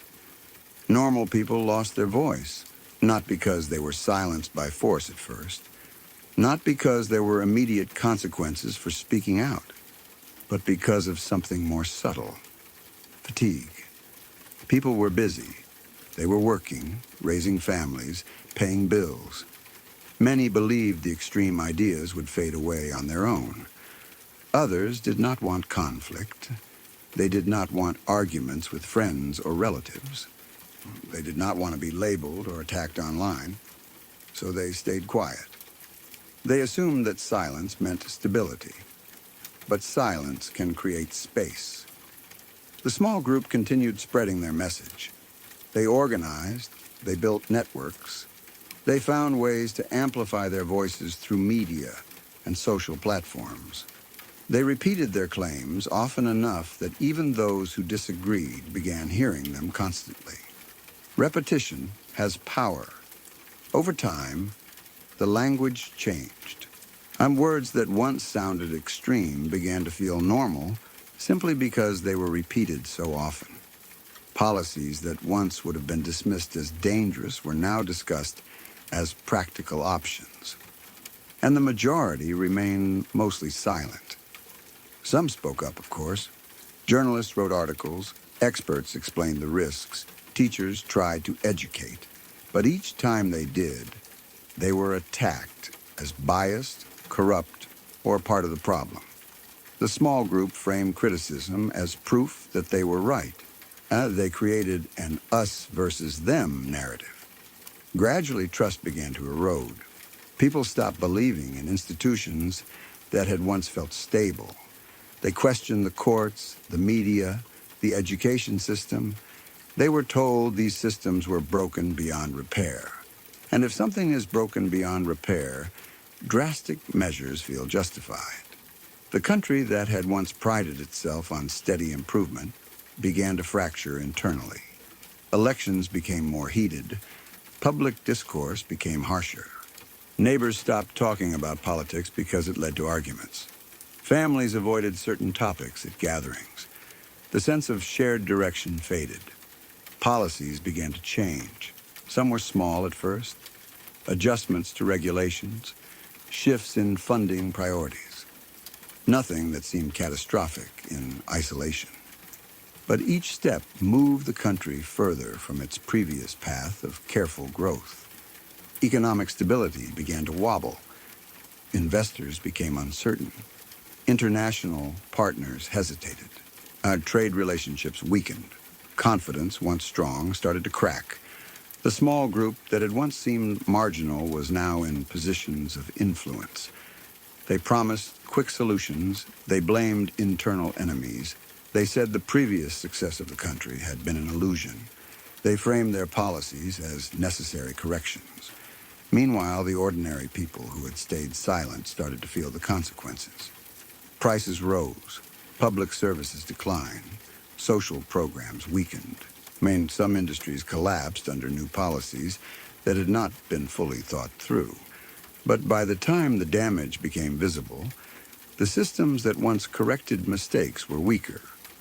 Protests emerged, but they were fragmented. Some were dismissed as overreactions. Others were suppressed through legal means. The narrative had shifted so much that it was difficult to tell where truth ended and propaganda began. The country that had once looked at its neighbors with caution now began to resemble them. Hunger increased in certain regions. Job markets shrank. Skilled workers left for more stable places. Brain drain became real. Families who once felt secure started making backup plans. International observers watched with concern. But from within, the change felt gradual. Like a slow tide pulling the shoreline back inch by inch. By the time people fully realized what was happening, the structure that once supported their quality of life had weakened too much. It was not a single collapse. It was erosion. The wealthy country, once proud of its resilience, had been subducted into something unrecognizable. Not overnight, not through invasion, but through internal division, misinformation, silence, and the steady normalization of ideas that once seemed obviously flawed. History shows that countries rarely fall in dramatic single moments. More often, they decline through a series of small decisions, through the erosion of trust, through the failure to defend institutions, through the belief that someone else will handle it. The story is not about one specific nation. It is about a pattern that has repeated in different forms across continents and centuries. It is about how stability can create complacency. It is about how fear can be weaponized. It is about how silence can unintentionally empower the loudest voices. For readers in the United States, Canada, the United Kingdom, and elsewhere, this story may feel uncomfortably familiar in certain aspects. Not because any one country is doomed, but because the ingredients of decline are universal. Division, misinformation, disengagement, polarization. The lesson is not that improvement is fragile beyond hope. It is that it requires active maintenance. Democracies, economies, and social systems do not sustain themselves automatically. They depend on participation, on accountability, on citizens who are willing to speak, vote, question, and defend the structures that protect them. When normal people lose their voice, not through force, but through fatigue or fear of conflict, the balance shifts. And sometimes, by the time they decide to speak again, the ground beneath them has already moved. The country in this story did not collapse because of a single speech or a single election. It declined because a small group's failed ideas were allowed to grow unchecked, while the majority assumed the system was too strong to break. Stability is powerful, but it is not permanent. And the quiet moments, when people choose silence over engagement, can shape the future more than anyone realizes at the time.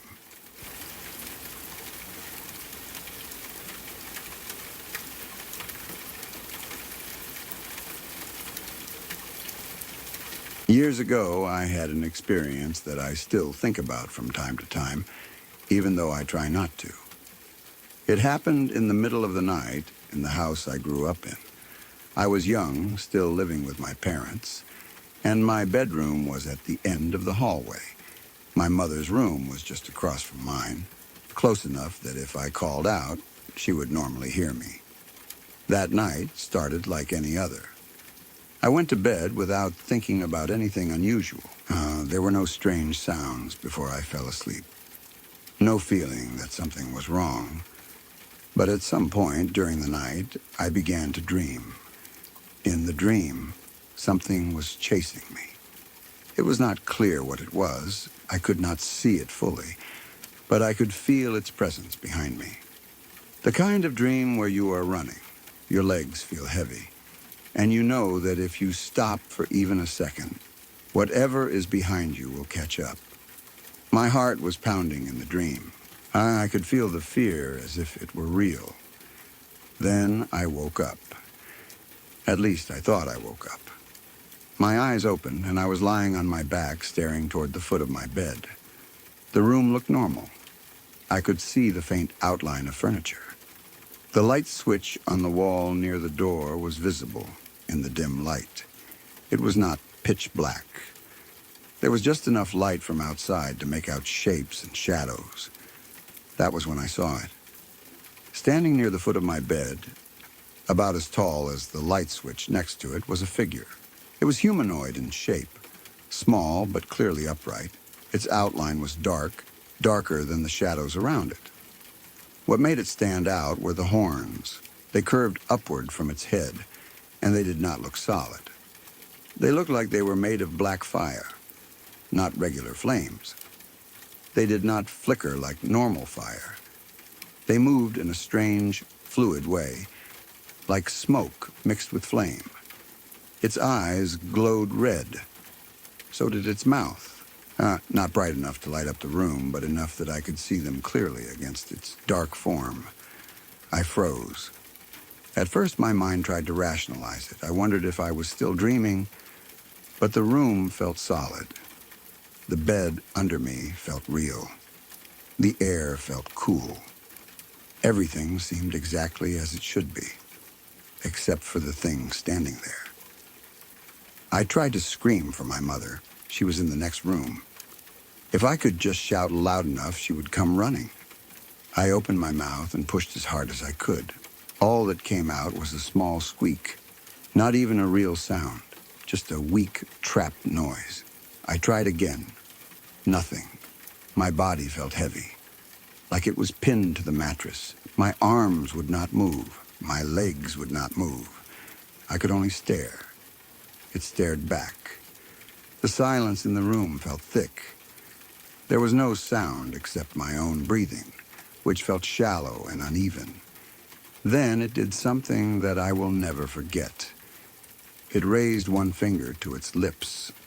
The gesture was unmistakable, a shushing motion, as if it knew I was trying to call out, as if it understood exactly what I was thinking. That moment made it feel more intelligent, more aware. It was not just a shape or shadow. It was responding. I felt panic rising in my chest. I tried to move again, tried to scream. My throat felt tight. My body still would not cooperate. It took a step closer. The closer it came, the more I could see that its form was not solid in the way a person's body is solid. It seemed to shift slightly, like smoke held together in a human shape. The black fire that formed its horns moved slowly, like it was alive. Then, without warning, it lunged.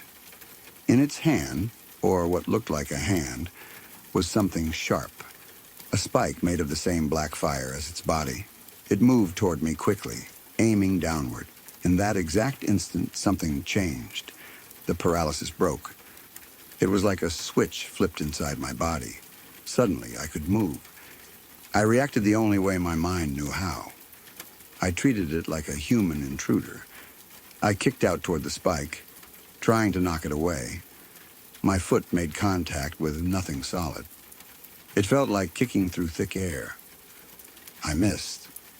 The figure recoiled slightly, almost as if surprised by my movement. That was enough for me to roll to the side of the bed. I reached for something beside me. I do not even remember what it was. A heavy object I kept near the bed for comfort. Maybe a flashlight or something else that felt like a weapon in that moment. I scrambled to my feet, heart racing, ready to defend myself. The room was empty. The spot at the foot of the bed where it had stood was just shadow. The light switch on the wall looked ordinary. The air felt normal again. I stood there for a few seconds, gripping whatever I had picked up, scanning every corner of the room. There was nothing there. I ran to my mother's room anyway. She woke up confused, asking what was wrong. I tried to explain, but the words sounded strange even as I said them. A small creature, black fire, red eyes. She checked my room, turned on the lights, looked under the bed, opened the closet. Nothing. After that night, I started reading about sleep paralysis. What I experienced matched it in many ways. Waking up unable to move, seeing vivid hallucinations, feeling a presence in the room. Many people describe shadow figures, glowing eyes or dark entities standing near their beds. Some report being unable to scream. Others describe a sense of being watched or threatened. The brain can remain partially in a dream state while the body is waking up. During that time, the paralysis that normally keeps us from acting out our dreams is still active. The mind can project dream imagery into the real environment, blending the two together, knowing that helped. But it did not erase the memory. What stays with me most is not just what I saw, but how aware it felt. The shushing gesture, the way it reacted when I moved, the timing of the paralysis breaking at the moment it lunged.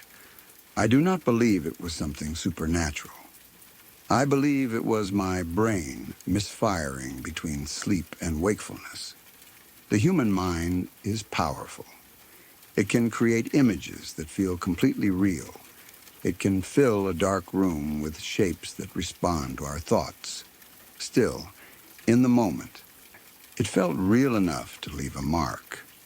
For a while after that, I slept with the lights on. I avoided looking at the foot of my bed when I woke up at night. Even now, if I wake suddenly from a nightmare, there is a brief second where I hesitate to look around. Sleep paralysis is common, especially in young people and during times of stress. It often happens after vivid dreams. The mind wakes up before the body does, and the leftover dream imagery can spill into reality. That explanation makes sense.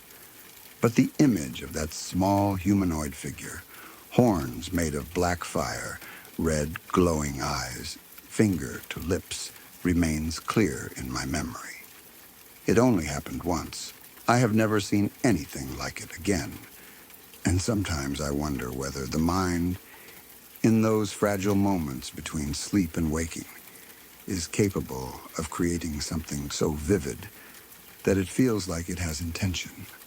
I do not think I scared it away that night. I think my brain simply completed the cycle. The paralysis ended. The dream imagery dissolved. The room returned to normal. But in that moment, standing in the dark, heart pounding, it felt like something had been there. Something that had done what it came to do, whatever that was, and then left. Even knowing the science behind it, I still remember how real it felt. And that is what makes it hard to forget.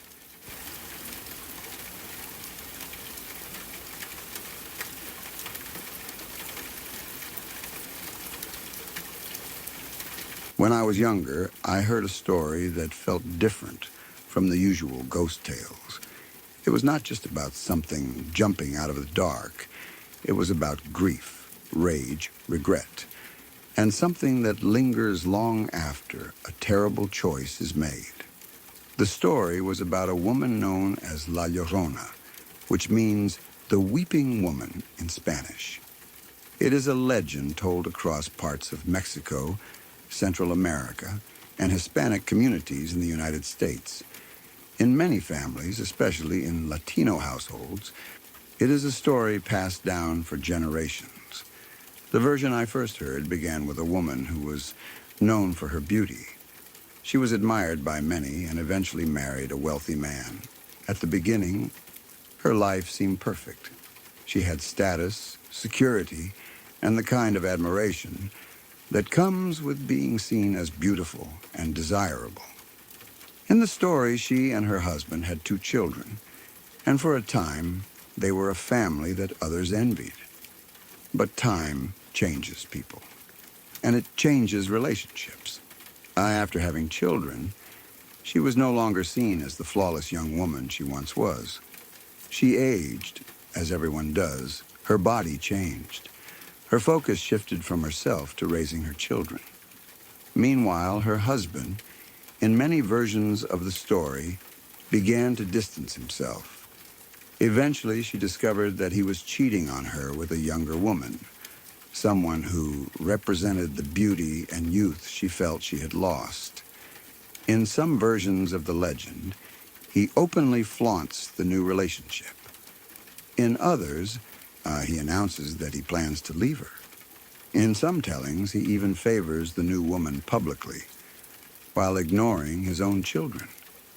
The betrayal cuts deeply. The story says that one day, after a confrontation with her husband, she leaves the house in a state of intense anger. She walks along the riverbank with her 2 children.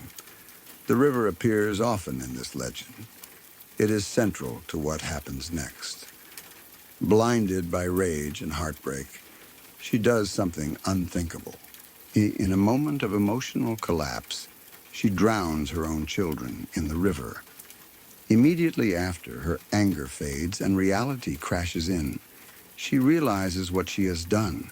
The weight of it is unbearable.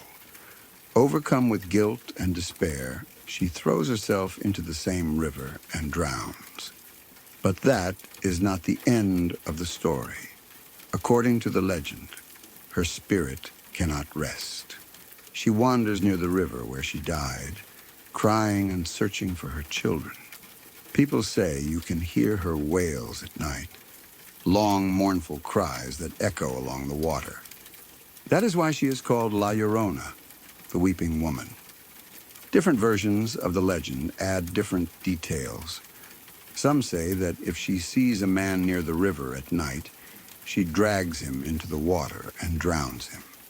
Others say women are not safe either. And in many versions, if she encounters a child, she mistakes them for her own at first. When she realizes they are not her children, she becomes furious and drowns them as well. The message is often clear when the story is told to children. Stay away from the river at night. Do not wander alone. Listen to your parents. Like many urban legends, it serves as both a warning and a way to explain fear of the unknown. The origins of La Llorona trace back to Mexico, though versions of the story exist in many Hispanic cultures. Some historians believe it may have roots in pre-Columbian folklore, possibly connected to indigenous myths about mourning spirits. Others link it to stories that developed during colonial times. Over the centuries, it has evolved, shaped by culture, religion, and local fears. In the United States, especially in areas like Texas, California, Arizona, and other states with strong Mexican and Hispanic heritage, La Llorona remains a well-known legend. Many people grew up hearing it from grandparents or parents. It is part of cultural storytelling, much like ghost stories told around campfires in other communities. What makes La Llorona different from many horror stories is that the fear comes not just from a ghost, but from the emotional core of the story. It is about jealousy, betrayal, rage, and regret. It is about a mother who loses control for a single moment and destroys everything she loves. The haunting is not just about terror. It is about guilt that lasts beyond death. From a psychological perspective, the legend reflects deep human fears. fear of abandonment, fear of losing beauty or worth, a fear of making a decision you cannot undo. It also reflects cultural values about family and motherhood. In many cultures, motherhood is sacred. A mother harming her children is seen as one of the most shocking violations imaginable. That is why the story carries such power.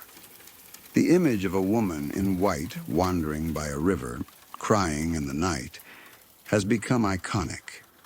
In some tellings, she wears a white dress stained with water.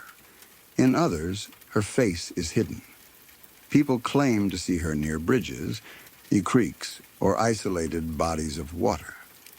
Children are warned that if they hear crying at night, they should not go toward it.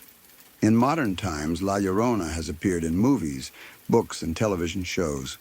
Hollywood has adapted the legend. Writers have reimagined it in new settings. But the core remains the same. A grieving mother bound to the river by her own terrible act. Some scholars see La Llorona as a symbol of colonial trauma. Others interpret her as a representation of women oppressed or abandoned by men in patriarchal societies.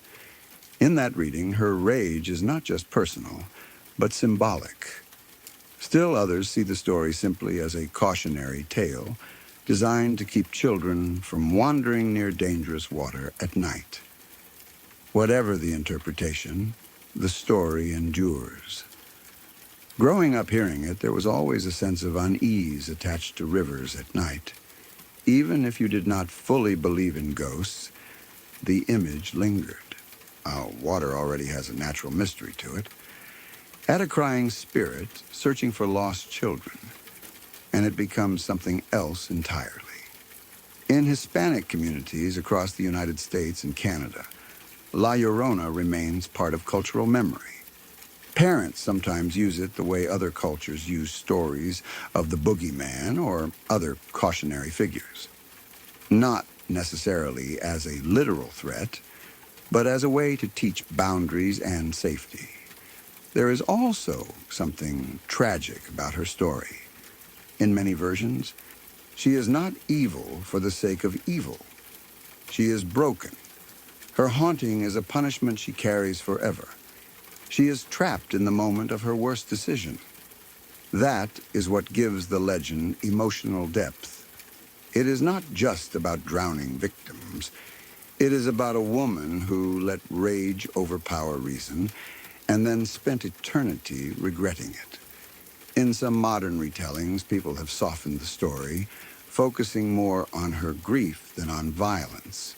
In others, she remains a frightening presence who punishes anyone who crosses her path.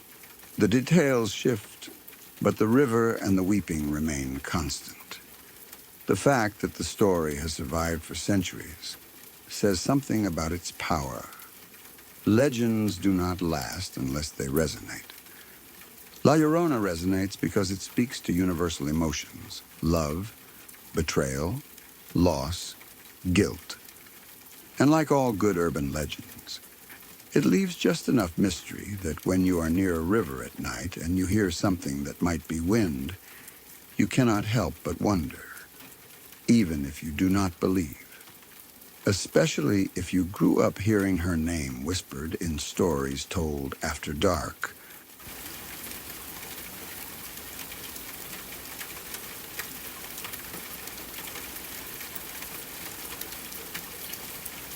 I am part of a scout troop, and about a year ago I went on a campout that I still think about more than I would like to. The camp was called Webelos Woods. It is one of those places where different troops sometimes gather for outdoor activities, merit badges, hiking, and overnight camping. Usually when we go, there are other groups around. You hear laughter, see campfires glowing in different areas, and feel that shared sense of community that scout events normally bring. But this time felt different from the start. Before we even arrived, I had heard a story about the area. Someone mentioned that 3 girls had once been kidnapped and later found dead not far from where we would be camping. I do not know how true the story was.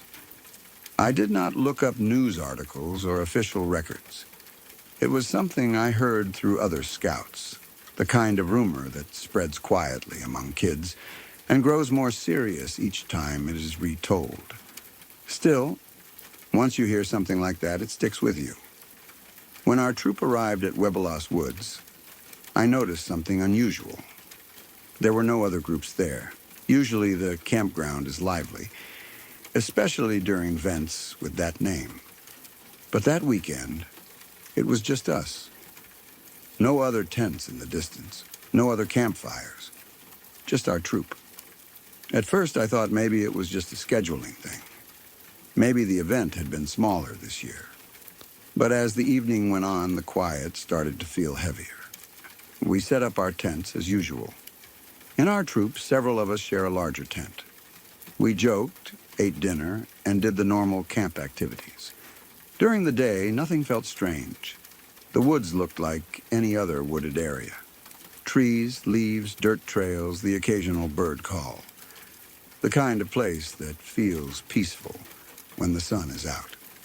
But night changes everything in the woods. When the sun went down, the darkness felt deeper than usual. There were no distant lanterns from other campsites, no sound of other groups talking, just our small circle of light from our lanterns and flashlights. Eventually, it was time for bed. We crawled into our tent. Everyone was tired from the day's activities, and soon the quiet breathing of sleeping scouts filled the space. At some point during the night, I woke up. I am not sure what woke me. Maybe a noise, maybe just one of those moments when your body decides to come out of sleep for no clear reason. When I opened my eyes, it was still dark. The inside of the tent was faintly lit by moonlight filtering through the fabric. I listened. The other girls in my tent were asleep. I could hear slow, steady breathing. Someone shifted in their sleeping bag, then went still again. For a few minutes, I just lay there. Sometimes when you wake up in a new place, your mind needs time to remember where you are. I reminded myself I was at Webelos Woods, camping, safe. Then I heard something. At first it was faint, almost like wind, but it was not wind. It sounded like giggling, soft giggling, like little girls whispering and laughing. My first thought was that maybe some of the younger scouts were still awake in another tent. But then I remembered there were no other troops there, just us, and all of my tent mates were asleep. I sat up slowly. The giggling continued. It did not sound far away. It sounded close, like it was somewhere just beyond the tent walls. I felt a chill run through me. I told myself it had to be something normal. Maybe animals can make sounds that resemble laughter. Maybe my brain was misinterpreting the noise in the quiet of the woods. Then I heard something else. A man's voice, low, speaking softly. I could not make out clear words, but it sounded like someone talking to children. The combination of those sounds made my stomach drop. Giggling girls. A man speaking quietly. I carefully unzipped the tent and stepped outside. The air was cool.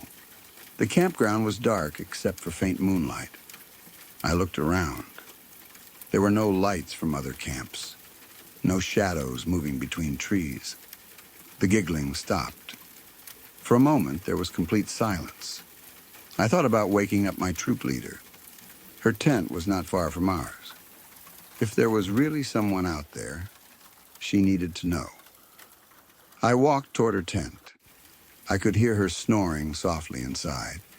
She was clearly asleep. Before I could decide whether to wake her, I heard it again. This time, it was louder. The giggling returned, but it was different. Less playful, more frantic. Then I heard screaming, high-pitched, terrified screams. It sounded like little girls screaming as loudly as they could. The sound cut through the night in a way that made my heart pound in my chest. It did not feel distant. It felt close enough that I expected to see someone running through the trees at any second. I froze. I did not know what to do. I did not see anyone. I did not see flashlights or movement, just dark trees and empty space. The screams lasted only a few seconds. Then silence. Complete silence. I stood there shaking, trying to decide whether I had really heard what I thought I heard. My mind started racing through possibilities. Was someone playing a prank? Was there another group camping farther away than I realized? Was I still half asleep and dreaming? I went back to my tent and tried to wake up one of my friends. "Did you hear that?" I whispered. She mumbled and rolled over. In the morning, I told my friends what happened. They looked at me strangely. None of them had heard anything. They had slept through the entire night without interruption. When I described the giggling, the man's voice, and the screams, some of them laughed nervously. Others said I must have been dreaming. "You were probably just half asleep," one of them said. "Yeah, woods make weird noises," another added. I tried to explain that it did not feel like a dream. I had been standing outside. I had walked to our leader's tent. I had heard the screams clearly. But because no one else heard it, my story began to sound less real even to me. That is the strange thing about experiences like that. When you are the only one who witnesses something, doubt creeps in quickly. For weeks afterward, I replayed that night in my mind. The timing, the sounds, the silence afterward. I thought about the rumor I had heard before the trip. The story about the 3 girls who were kidnapped and found dead near that area. I do not know if that story was true. I never confirmed it. But knowing that rumor was in my head makes it hard to fully trust my memory. Could my brain have created something based on fear? The human mind is powerful, especially in unfamiliar, dark environments. When you are half asleep, your senses can mix dreams with reality. There is something called hypnagogic or hypnopompic hallucinations that can occur when you are transitioning between sleep and wakefulness. People can hear voices or sounds that feel completely real. I have read about that since, but at the same time, I cannot shake how real it felt. The cold air on my skin, the sound of my leader snoring in her tent, the empty campground under the moonlight. It has been about a year since that camp out. Nothing like it has happened again. I have gone camping other times without hearing anything unusual. Still, sometimes when I think about Webelos Woods, I feel a tightness in my chest. I do not know if other girls have experienced something similar there. I have not asked widely. Part of me does not want to encourage more rumors, and part of me is afraid someone might say they heard something too. I do not know if what I heard was a ghost, my imagination, or some sound carried strangely through the woods. All I know is that in the middle of that quiet night, when everyone else was asleep, I heard giggling. I heard a man's voice, and I heard screams that felt real enough to make my heart race. And even if no one else believes me, that memory still feels real to me.